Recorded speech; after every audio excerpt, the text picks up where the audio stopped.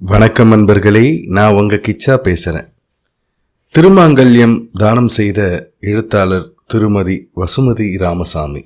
அவர் எப்படி இந்த திருமாங்கல்ய தானம் செய்ய ஆரம்பித்தார், அவர் இறந்த பிறகும் அவருடைய மகள் அந்த பணியை தொடர்ந்து செஞ்சிட்டு இருக்காங்க.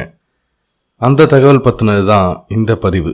அந்த தகவல் பற்றி மேலும் நம்ம தெரிஞ்சுக்கிறதுக்கு முன்னால் நம்ம சேனலை இது வரைக்கும் சப்ஸ்கிரைப் பண்ணாதவங்க கண்டிப்பாக பெல் ஐக்கான் கிளிக் பண்ணுங்கள், சப்ஸ்கிரைப் பண்ணுங்கள்.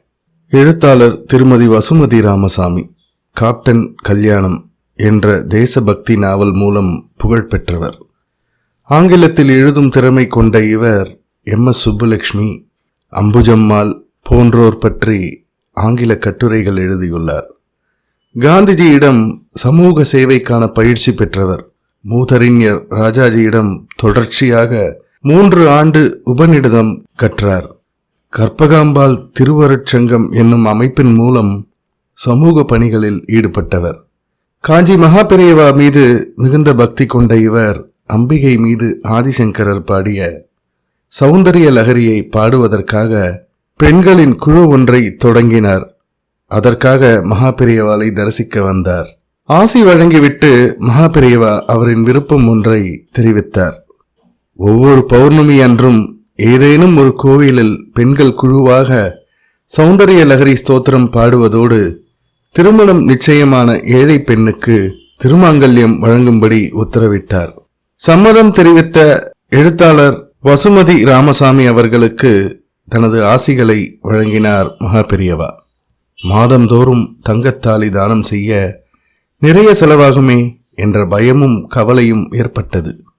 முதல் பௌர்ணமி அன்று வசுமதியே முழு செலவையும் ஏற்றார். பின்னர் தாலிதானம் குறித்து கேள்விப்பட்ட நண்பர்கள் பலரும் நன்கொடை வழங்க முன்வந்தனர். என்ன ஆச்சரியம்! சுவாமிகளின் அருளால் தாலிதானம் தொய்வின்றி நடந்தது. நாளடைவில் நன்கொடை அதிகமாகவே பலருக்கும் தாலிதானம் செய்யும் வாய்ப்பும் கிடைத்தது. ஒரு நல்ல செயலை செய்ய மகாபெரியவா என்னை கருவியாக தேர்ந்தெடுத்தாரே, அந்த மனநிறைவை என்னால் வார்த்தைகளால் விளக்க முடியாது என்று பலமுறை பல பேட்டிகளில் குறிப்பிட்டிருக்கிறார் வசுமதி ராமசாமி. இப்போது அவரது மகள் சுகந்தா சுதர்சனம் இந்த தெய்வீக பணியை தொடர்கிறார். மகாபெரியவாளின் அருளும் தாயாரின் ஆசியுமே தாலிதானம் செய்ய துணை நிற்பதாகவும் கூறுகிறார். ஜெய ஜெய சங்கர ஹர ஹர சங்கர. இந்த பதிவு உங்களுக்கு பிடிச்சிருந்தா லைக் பண்ணுங்க, ஷேர் பண்ணுங்க, கமெண்ட் பண்ணுங்க. மறக்காம பெல் ஐக்கான் கிளிக் பண்ணுங்க, சப்ஸ்கிரைப் பண்ணுங்க. நன்றி அன்பர்களே.